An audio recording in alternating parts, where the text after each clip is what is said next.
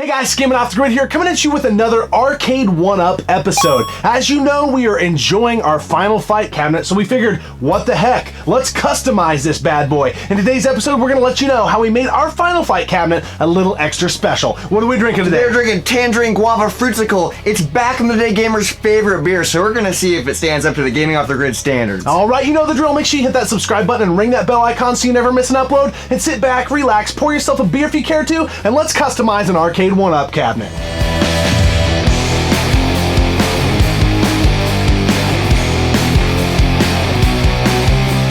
Hey everybody, Ted DiBiase, the $1 Million Man. You're watching Gaming Off the Grid. Remember, everybody's got a price for the $1 Million Man. Alright, here we go. Arcade1Up has released their two new cabinets and people are going all crazy and stuff. They've got the Final Fight one and the Mortal Kombat 2 cabinet. Both are gorgeous cabinets, but you know what? They're sold at every single Walmart between here and good old Timbuktu. So how can you set yourself apart from all the other ones being sold? By customizing it. So, Wes, let's take a deeper look.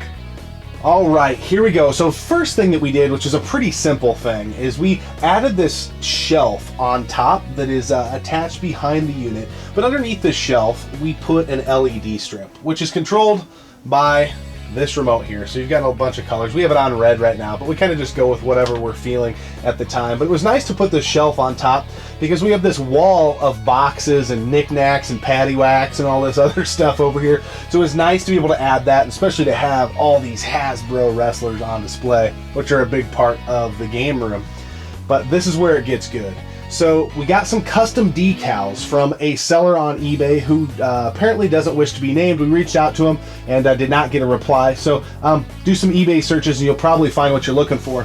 But there were these decals here, and so this runner was all black prior to this. This next decal that I put on the riser was actually fit for this piece here. So as you can imagine, it was too long, so I cut the bottom part of that out and then I die cut it to fit the riser. And with that bottom piece, they had this Capcom logo. So I thought it looked really cool to butt it up to the edge of this cabinet, have it left aligned, right in between all the barbed wire and stuff like that. And in my opinion, if you stand back, when you walk into this game room, it just has a lot more pop. Man, not only did it look incredible when we first bought it, it looks so much better now. Yeah, it definitely has kind of become that focal point when you walk into the game room. And it's, you know, on that wall of console boxes where we have those wrestlers and things like that, that it's just kind of a, you walk in, it's the first thing you see, so we really wanted it to pop. Yeah, so very happy still with this purchase.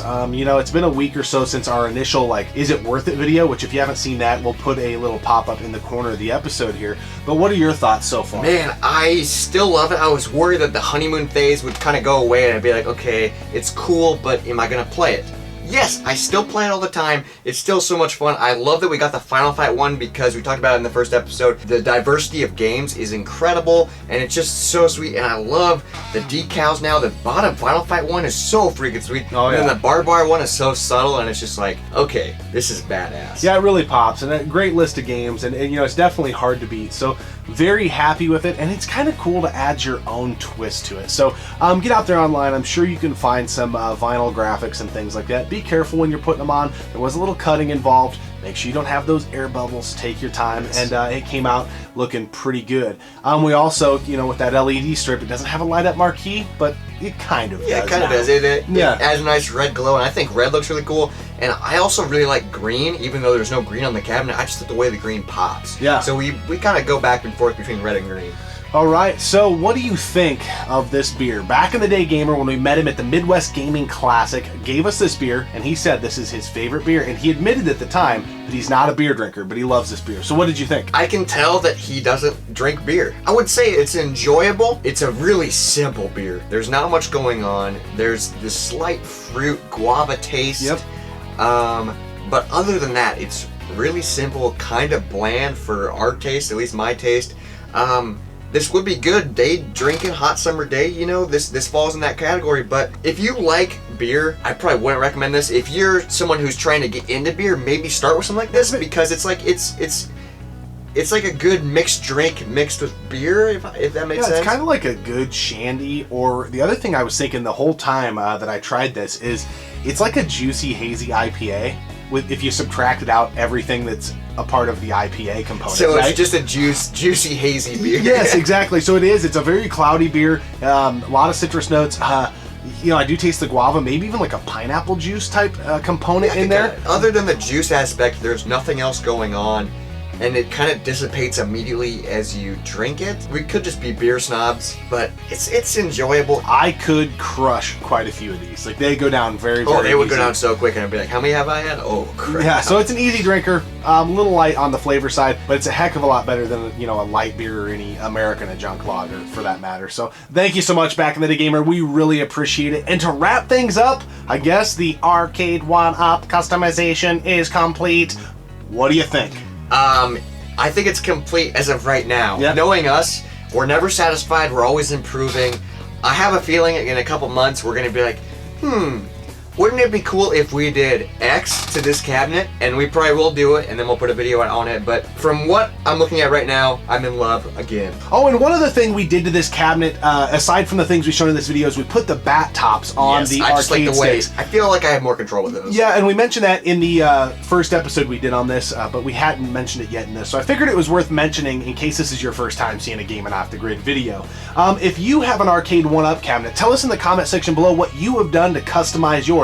Maybe you left it stock. Let us know what cabinet you have, and if you are still enjoying the cabinet to this day. Arcade1Up got off to a kind of a rough start, but I think with this next wave of cabinets, they are getting things back on the rails. Yes, so I think they're dialed in. And if you're new to the channel, please subscribe and ring the bell so you never miss an episode. And follow us on social media. That'd be awesome. Absolutely. We appreciate you tuning in and subscribe to the channel. Keep gaming, keep drinking. We'll see you next time right here on Gaming Off the Grid. And they are sold at every single Walmart between here and Timbuktu. So, Okay. No, that's fucking hilarious. Timbuktu? Holy shit. Done. See you later. I think it's pretty good. Yeah, that was fucking really good. Cause you are my #1 guy. You wanna get nuts? Come on, let's get nuts. Oh, it'll be a hot one in the old town tonight. And he starts laughing. If there's one thing you need to know about Back in the Day Gamer is he loves his beer. Not.